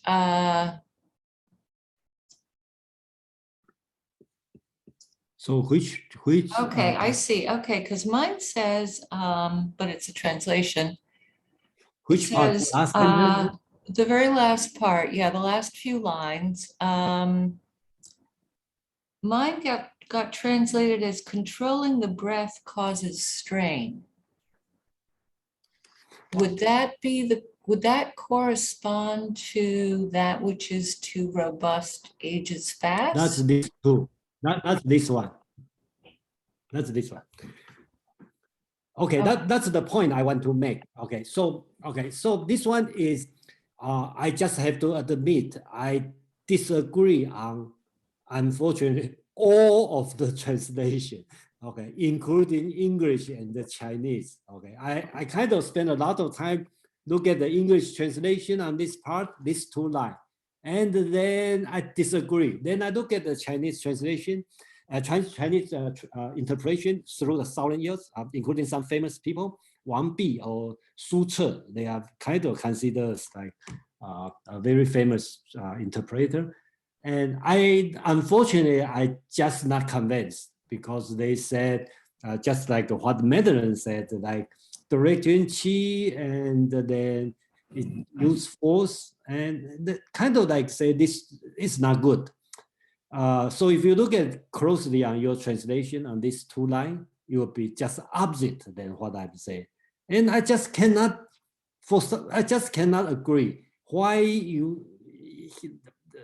they change. And they look at Chinese words, they all lay out very well. They talk about understand the harmony is the follow the unchanging law.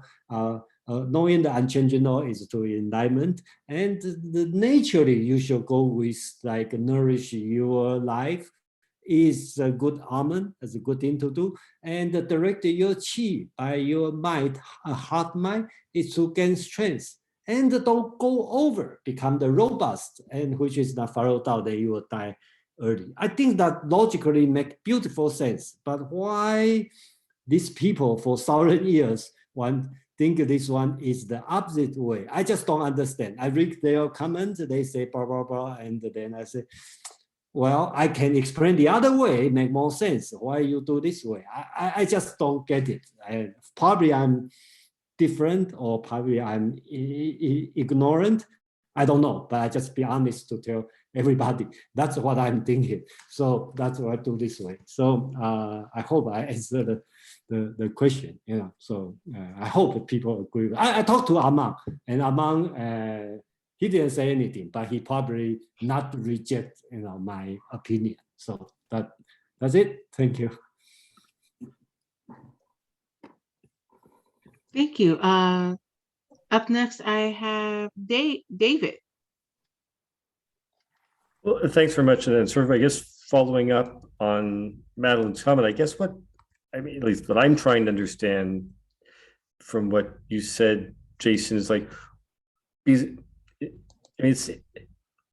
yours a word by word translation? I mean, I guess what at least Madeline is saying, like, where is there this concept of breath in that statement that you're interpreting? I'm not disagreeing with what you're interpreting, but I guess I'm just trying to understand how much the other translations are allusions, or how much, I mean, where they're getting some of the symbolism that they're using versus your symbolism. Let me respond to this. The breathe, you see the translation actually is qi. Okay, so right. Okay, so and then just back to what Shrinkan reading on the chapter 10, talking about soul. I believe that one is also qi, like a baby. Okay, so I think a lot of the translation, because depend on in the modern translation, they probably just call it qi, because in today's American, probably everybody, or I would say, everybody join this meetup, you know, when I say qi, you know what I'm talking about. But if you think about 50 years ago, people think you are crazy if you tell about qi, you got to find something. So we call it breathe. Okay, so I think that's the why have different. Another thing is essence, right? Which is I just explained. Okay, just like Wendy talked about Jing, Qi, Shen. That's the three treasures in the Chinese medicine. It's very important. Jing, actually, the word means sperm or seed. Okay, and that's the variety. That's the the most important thing. Okay. Then you have the qi, they will direct your body.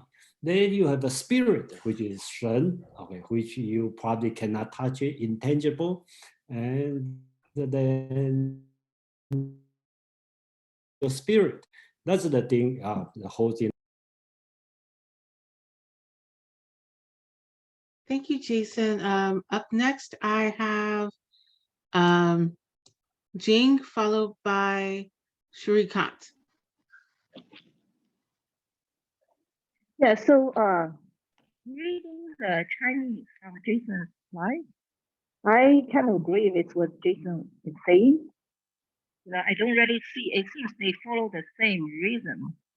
And I don't see why it's the opposite, what they're trying to say. You know, so I just want to point that out. From reading the Chinese itself, I understand, like Jason mentioned, it doesn't say the opposite way. Excuse me, you say you agree with my translation or you disagree? Yeah, I You agree agree. with what you said. Yeah, because they follow this exactly the same thing. You know, the top two. That's Yeah, also how the third become opposite. I don't understand. Yeah, I don't understand either. That's why I kind of like upset. You know, how come you guys make it this so difficult? It's so obvious. But I think that's a personal idea because the Chinese traditionally we've been taught not to say against your predecessor. Okay, especially the famous guy. So when the first guy made a mistake, and probably everybody follow. If you say, "Oh, you are wrong," you sound stupid. Okay, so I think that's probably the reason. So I probably have been wrong for 2,000 years. That's corrected now. So. Thank you, Jing. Up next is Shrikant. Wonderful. So firstly, thank you, Jason. I mean, I really love what you bring to these meetups of just engaging the text directly and talking about what you get from it. And in America, we have a long tradition of going against all traditions. So, you are in very good company here in America as opposed to China.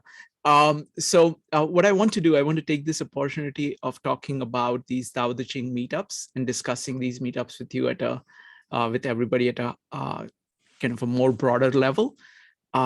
So firstly, I think these meetups, we're doing Dao De Jing, we're doing Gospel of John, and we are doing Bhagavad Gita now.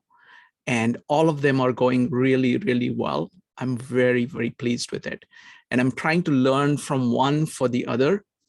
Actually, Dao De Jing has been the model for me for the other ones. But there are some things that I'm kind of taking from one to the other. In Gospel of John, what we are doing is that this weekend, this Sunday, January 2nd. Yes, January 2nd, at 2 p.m. We're going to look at the gospel as a whole. We're going through John chapter by chapter and diving in deep using Aquinas commentary. So we're going in depth, but we're going to do a sweep over the entire gospel. The reading of the gospel takes about 2 hours, and we're going to do short comments after each chapter. So that'll be another hour or so. It's a long meetup, it's about 3-hour meetup. And I would like to do the same thing with Dao De Jing, because Dao De Jing also can be read in less than 2 hours. And that's something that I was thinking of doing, because that allows us to kind of take a overview and I actually love doing that. I've listened to the Gospel of John 3 times in 2 days, just 2 hours at a time. And it's profound because you can start seeing patterns. There is tremendous value of diving in deep, but there is value to just taking that as a whole. So one of these weekends, maybe not this weekend, but maybe the weekend after that, I was thinking of doing that. So any thoughts on that? And any general comments you may have on the Dao De Jing meetups and what they're doing for you. So go ahead and type exclamation mark if you would like to share what these Dao De Jing meetups are doing for you. And what do you think of the idea of going over the entire Dao De Jing in a single seating? Madeline. Yes, let's see. Well, last week at the end of the meetup, Joe had asked for feedback. Yes. And one of the topics that came up was there was actually a lot of enthusiasm for going through the whole thing again, just like this, because there's so much resonance between different chapters. And it's only once you've been going through it for a while that you start to look back and say, oh, this relates to that. And so it would be a lot of fun to actually do the whole cycle again. I mean, if Jason and everyone else are willing. Sure. I mean, one idea that I had is we can do various meetups. I mean, one is going through the whole thing in single sittings. One is going through the entire thing one more time. The other thing is that we can do a meetup where everybody brings their own favorite and everybody just reads their own favorite, just that reading. So we can do all kinds of combinations, but great idea. Jason, Cheng, and David. Jason. Yeah, actually, Dao De Jing is not that long, only 81 chapters. I already have this idea, you know, in the Asian philosophy meetup. I'm thinking about like go through 81 chapter in 2 hours, something like this, you know. So you get a different idea of this book. I have done it with another group. It's in the podcast, the Art of War. They have the 13 chapter. I spent 1.5 hours. Okay, go through the 13th chapter. Okay, and then I think that give you a different idea. Okay, what's looking instead of, we also need to look through in detail. But if you go quickly, okay, and go through it, then you got a different idea. I think that's one thing we can try. I think that would be interesting. Wonderful. So. Let me see. I'm thinking of doing it not this weekend, the weekend after that. So 8th or 9th, probably on the 9th is what I was thinking of. Maybe around 2 p.m. Eastern time, something like that. That's what I'm thinking of. But let's figure that out.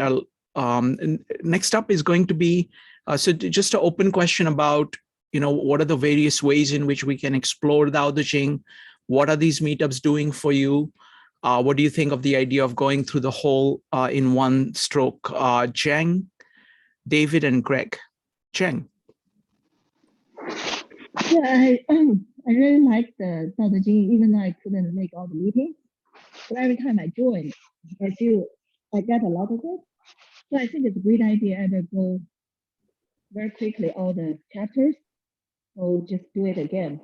And also I'm going to follow the Bhagavad Gita as well. I found it quite interesting as well. The only thing I have a challenge actually is John for some reason. But I like the idea to compare all three. I think there's different spiritual paths, like different countries, and how you choose it. And I like the Indian way of you have different paths to choose, versus the Bible way, there's only one path, which I have a problem with. But I like the idea to compare them. Yeah, that's what I'm doing on Saturdays. I've done one meetup on that, trying to look at themes, and I'm going to do the same thing again with the theme of form follows function, running through all these three works. And that's going to be this Saturday at 2 o'clock. I'm just beginning, you know, these are profound works. They are so deep, but there is, you know, I think the only way to do that is to engage with these works in your own way as best as you can. Speak out what you can about it and talk to other people, listen to how other people are seeing it, and go from there. So this way of engaging these books individually and together at a deeply personal level, at the same time, deeply out in the open like this, going back and forth, learning from other people's perspective. I think this is a great way of actually trying to fathom the depths of these books. So Absolutely, we'll definitely do that. Next up is going to be David, Greg, Nikolai, and Evanique. David. I just want to say that's a great idea and put the burden on Jason. I think we should all go through it once in Jason's translation. I think that his is, if we're going to read through all of it, it's definitely consistent and gives a lot more depth and interest with his. We will do that. Jason, do you have the whole thing translated yet? Oh no, I just go with your pace. Okay, very good, very good. So we will do that. We will definitely do that once Jason is finished with his translation. When you are finished, I finish. So yes, absolutely. So we will do that. We will do that. We'll go through it maybe a couple of times. Once we are done with that, and because I truly appreciate what you've done and what you're doing. And that's so we will definitely do that. But for next Sunday, not this Sunday. What is this Sunday is going to be? Sorry about this. This is going to be 9th. So on 9th, what we will do is that we will just everybody gets to read one. So we will do it on a rotating basis. We will use different translations and we'll go through the whole thing, not consistent translations, but multiple translations. We'll decide whether we do twice or once. I'll work all of that out, but I think it will just work. Next up is going to be, David, did you have more or that's it? You good? Okay. Next up is going to be Greg. Hi, I'm not so much interested in the whole work as a whole, but more thematic or thread-like, perhaps based on words or thematics, trying to dissect parts, how the whole is structured. I mean, it's been structured many ways. It comes in multiple scrolls. Sometimes parts of scrolls are here and parts of scrolls are there. The question is how it's put together and what are its parts and how do they relate to each other? Now, that is much more interesting to me than just regurgitating the whole. That's sort of a level 100 course, which we're doing now. We have to do that. But I'd like to go to level 200 course where we talk about thematics. Greg, great idea. What I would recommend is that, I would love to do that. The thing is that there are many ways of exploring this. Looks like you have some ideas already. Why don't you write to me? Send me a message. We can come up with something. If you come up with some preliminary themes, we can do that. So just think of something that you would like to do, and we'll definitely do that. And the idea of going through the whole, I don't see that as regurgitating. To me, it's like letting that entire work flow through you. It's like flow, it just flows on you. It's like dipping yourself in water and you get the entire corpus at once. And in so doing, you start to see patterns in them, which you may not necessarily. Level 100 course is, very important. I mean, we're all participating in that. And it should be repeated. No. Greg, I want to make sure. Sorry, I just want to make sure that what I'm going to do on the 9th is that in a single sitting, single meetup, we will cover all 81. We will read through all 81 and talk about them. That's what the idea is. But I like your idea of themes, and please write to me. And I'm happy to have you lead any meetup, because you've been living through this. Each of us has our own experience, so you will bring something which nobody else has done so far. So you're welcome to do that. So please write to me. Thank you. Next up is going to be Nikolai, followed by Evanique and Jason. Nikolai. Oh, hey, yeah. Thank you so much. I've actually been reading this thing like maybe like 80 times. And I haven't found people that are interested in kind of going over it. And this has been incredibly helpful. I love all the different perspectives. The actual translation, that's super interesting that you have a big disagreement on the literal. And this has been really enriching as to some other things that exist. So I really appreciate you guys. Thank you. Wonderful. Thank you, Nikolai. And I apologize. We had a Zoom attack, so I had to not let people in whom I did not recognize. So only after you persisted for a long time, I let you in. So sorry about that. That usually never happens, but we had a very unusual Zoom attack, so I had to use that. No worries. I don't give up. Okay, that's great. That's great. The last thing I would say is that all these meetups are recorded and they're all on YouTube. So if you go to the YouTube channel 52 Living Ideas, you will see all 52 of discussions on each of them. So I would recommend that. Next up is going to be Evanique. Evanique, what do you think? I'm looking forward to reading the Dao De Jing all the way through. I already did it once, so I know it's not long. And so just to see the overarching view of it, I think will be great. I'm looking forward to it. I think what I've gotten from these meetups, especially the Dao De Jing, I think all three meetups, the Gita, the Dao De Jing, and the Bible, all have overarching similarities and overarching themes.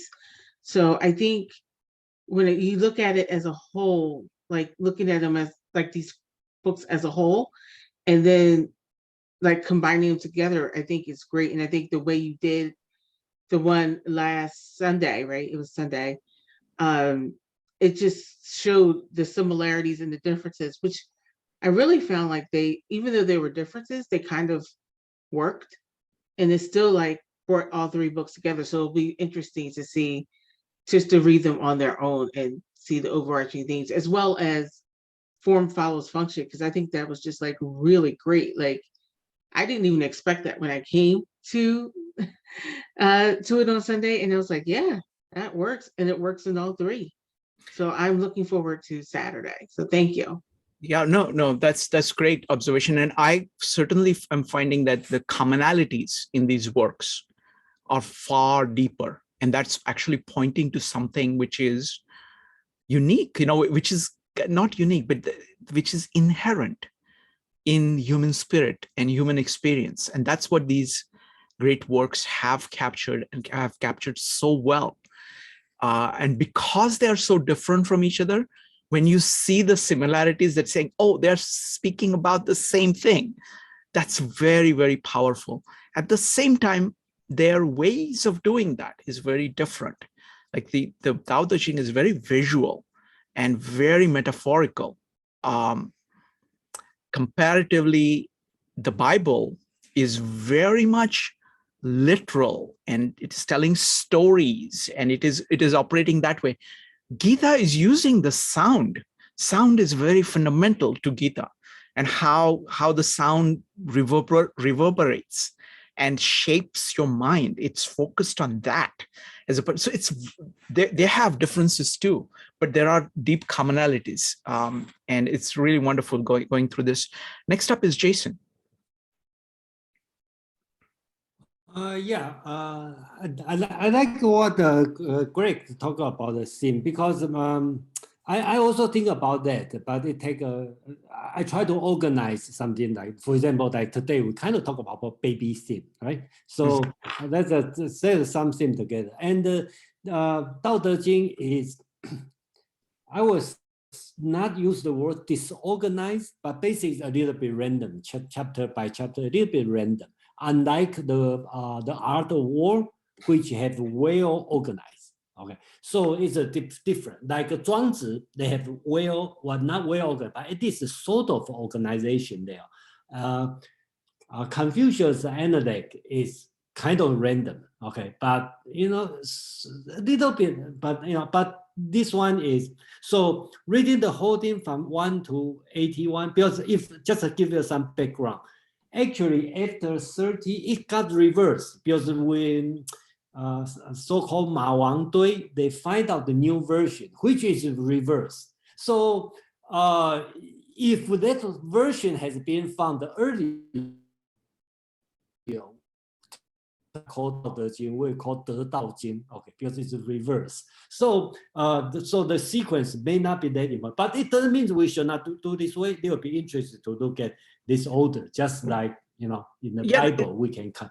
It's well organized or not well organized. We don't know, you know, but you know. No, I love that. So let's do a very quick version of it. Let's see.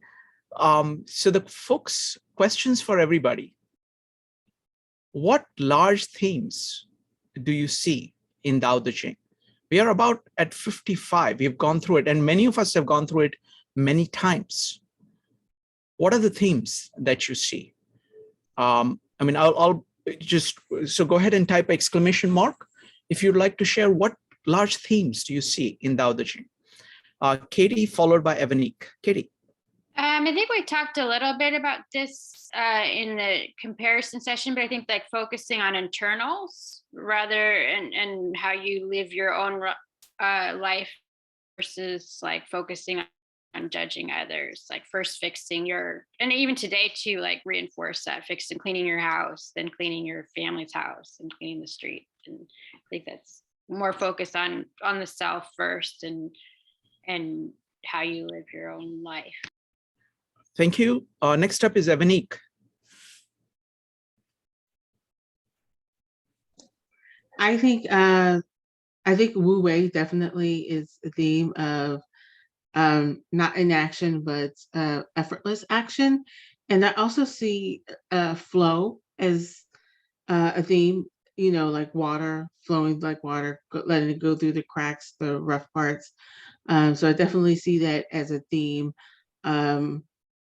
Also just letting things be, like, you know, not trying to control it. So, you know, letting go of trying to control it. So those are the three major themes that I can think of off the top of my head. Wonderful. Margarita, you had great answers. Can you go ahead and speak? Oh, hi. Yeah. Yeah, I think so far I hear a lot and I want to study further about Wu Wei, being baby, unlearning, the water. A thematic will be also a good option, but also reading from the start to the end, it's also great. So yeah, I think we can just schedule which one first and when the next. Wonderful. Jason, I think Margarita had an idea of dividing it into two parts, 1 through 37 and 38 to 81. Is that a good natural break? I would not say they have a natural break. Okay. I think 1 to 30 is so-called Dao, and the 31 to 81 is De, I think. Okay. Okay. Just have to check. Let's first time, let's just try to go through the whole thing and see, even if it is a little longer, we will go ahead and go through the whole thing. It's quite an experience. When I've listened to it, I like, there is a great YouTube version of Ursula Le Guin's translation. It's about 2 hours. I'll put that up. If anybody else has suggestions about good YouTube versions or audio versions, I recommend the audio in addition to reading it, because audio actually operates very differently in your mind. You're able to kind of hear patterns. The reading works differently than audio. And some of these works were originally meant as audio works. And I'm sure audio, you know, clearly Bhagavad Gita is like that. Bible, a lot of things are spoken. So I would at least I would use both audio and written. All right. Does anybody else want to add anything? Go ahead, Jason. Yeah, I just everybody talk about the theme. I think one theme is Wu Wei is important. Another is so-called Pu, the uncarved wood. Okay, so don't forget this one. Okay, this one is also important.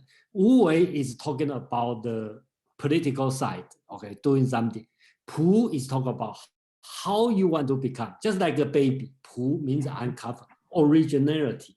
Okay, so I think these two things is very important. Yeah, I just checked the word search. Pu happened 10 times, so it's very high. Okay, and like a qi, yin yang only happened once, qi only happened 3 times. Okay, so pu happened 10 times. That's more important. Wonderful. I'm going to ask the same question to Greg, but the big thing I see is nature and culture. It is all about kind of saying, go back to nature, focus on nature.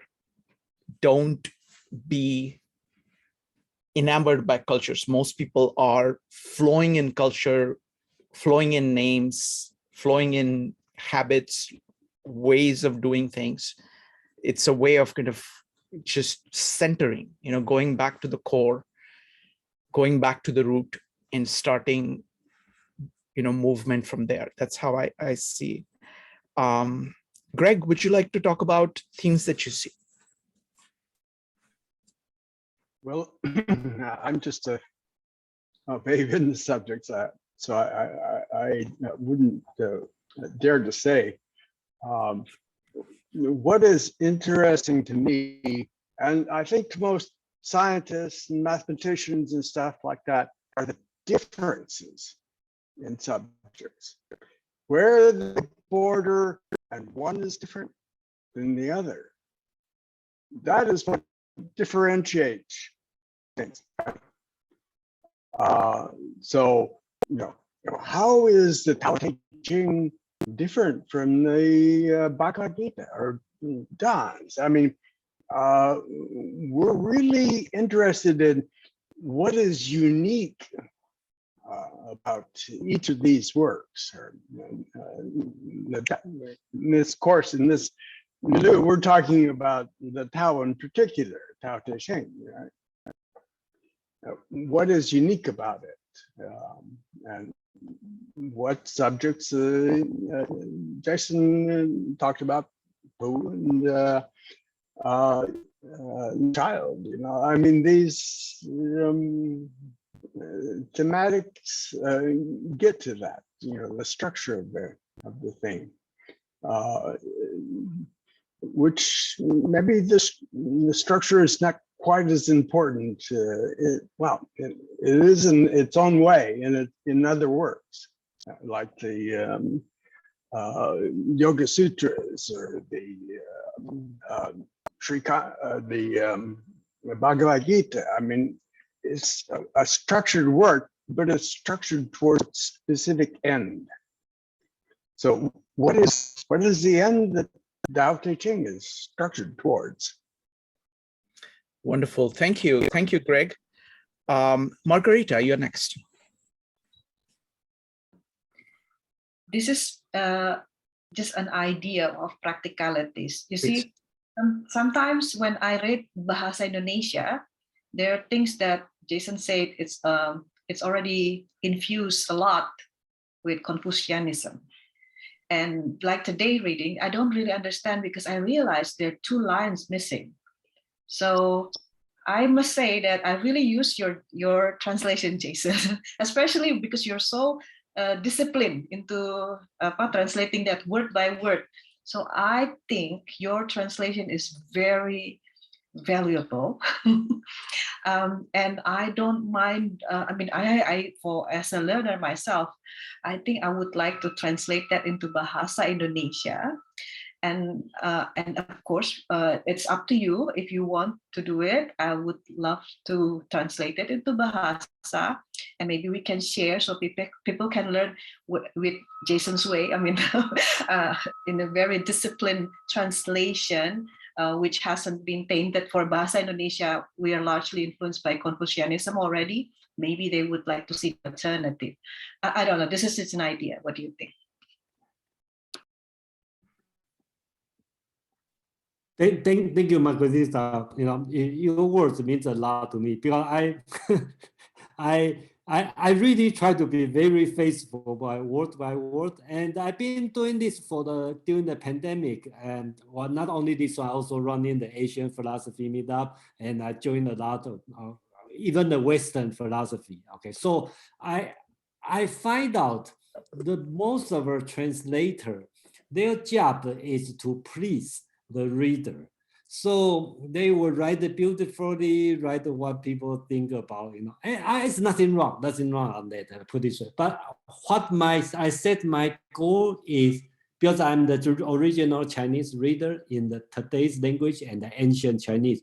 So I just try to bring my experience to the others. I think that's my goal. I try to do what I feel, and I want you to feel the same way. And then up to you to interpret. So that's Jason. That's really wonderful. See, I think what happens is that each of us has to do that. I mean, I want to follow up on the theme that Greg was talking about. So how do we approach these works? Do we read them literally? Do we immerse ourselves in them? Do we start to see themes in them? Do we start to see what is unique in them? What is common between them? What do we do? And the answer is yes, to all, because this is really the heritage of, this is a human heritage. These people have captured something deep about human nature. There is a lot of common things to what they have identified. There is a lot of differences. And in any case, it's just incredibly rich, incredibly deep. And the one thing that I was talking to Jason about this is that most people, like 90% of the people who are in these traditions, do not really dive into this books and their original meanings and try to commune with the text itself. Instead, they are satisfied to take the rituals or the common interpretations of it secondhand. And what we are doing here, and I'm so grateful to all of you here, because all of you have that spirit of saying, that I will commune with this book and I will speak from my heart about what I see. That is precious. All these books deserve that. And that is what we are kind of bringing back. And then on the top of that, slowly we'll start to see patterns. I want to see patterns, but the way my mind works is that you have to look at these great things in their own terms, and patterns will emerge as a result of immersion and work that you do. And those patterns that emerge like that have greater applicability, greater commonality, because you see them emerging from multiple sources, which you're focused on independently. You're not artificially, so it requires a lot of patience to actually commune and try to, and that's what we are trying to do. So I see us as being at the beginning of this endeavor. And I think we have a lot to learn. And no matter how much effort we put into it, the great thing is that this is giving us, I can speak for myself, it is giving me things in spades for every minute I spend on it. And I'm blown away by what I'm seeing. And it's like opening up of new worlds in just simple. It's also showing me the power of words here. It's like, I read these things and I say, wow, look at what these people are able to do with words. Compared to that, I only babble. I cannot speak. Okay, that's the level of what is possible. And so that's what I'm getting from it. So I'm, really grateful to have all of you folks join in this, be part of this. And it's the community which is adding. I know that every time I come to the Dao De Jing meetup, I get more than what I can possibly get. No matter how hard I try to figure it out myself, I will learn a lot more by hearing everybody. So that's it. That's it for me.